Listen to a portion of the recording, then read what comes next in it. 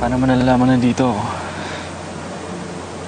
Ikaw ay nagturo sa akin ito eh. Kapag may problema ako, dito mo ako dinadala, di ba? Sabi mo, kapag pumunta dito, matatagpuan yung katahimikan. Anumang sakit at hirap mapapawi dahil sa lugar na to. Di ba? Tanda mo pa pala yun.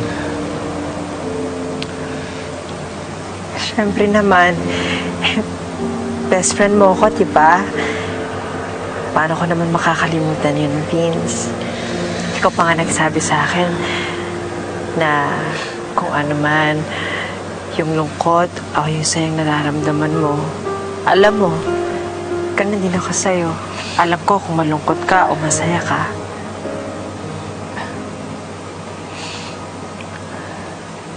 Vince, sorry ha. Bakit? Kasi nasira ko yung relasyon niya ni Violet. Ayoko ng ganito, Vince. Ang dami ko na nasisirang relasyon. Si Mama at si Chang Dahlia, si Tito Armani at saka si Miss Bathilda, tapos si Gabriel. Ayoko ng ganito. Sorry. Kasi hindi mo naman kailangang sisihin yung sarili mo eh. Wala kang kasalanan.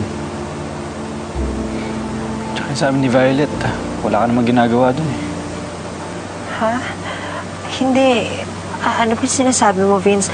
Hindi pwede.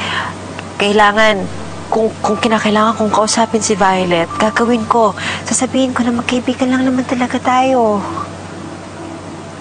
Diba? Huwag lang masira yung relasyon yung dalawa. Okay lang. Ano? Ano okay lang? Hindi nga okay yun, Vince. Hindi pwede. Ayoko. Sayang yung relasyon niya ni Violet. Hindi pwede yun. Kailangan kausapin ko siya. Ayun mo gusto mo magawin ko, Vince? Hindi na. Hindi na. Bakit? Vince, magsabi ka sa akin ng totoo. Best friend mo ko. Dahil ba kay Miss Bathilda? Hindi yun, hindi yun. Hindi na kasi ako sigurado sa nararamdaman ko para kay Violet eh.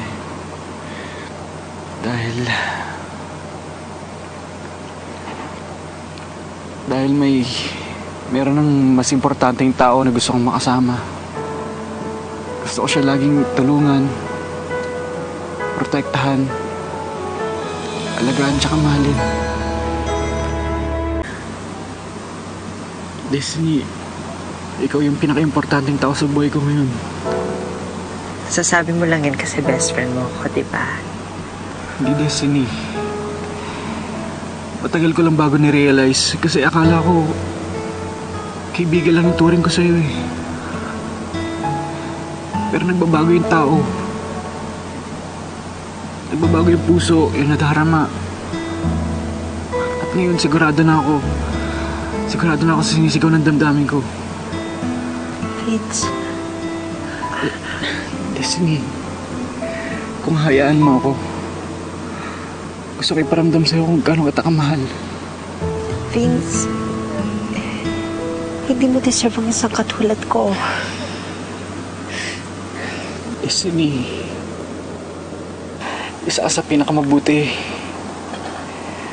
pinakamatatag, pinakamalakas, at pinakamagandang babaeng nakilala ko. At ako na ang pinakamaswerteng lalaki sa mundo kung tatanggapin mo yung pagmamahal ko sa'yo. Vince. Destiny, mahal kita.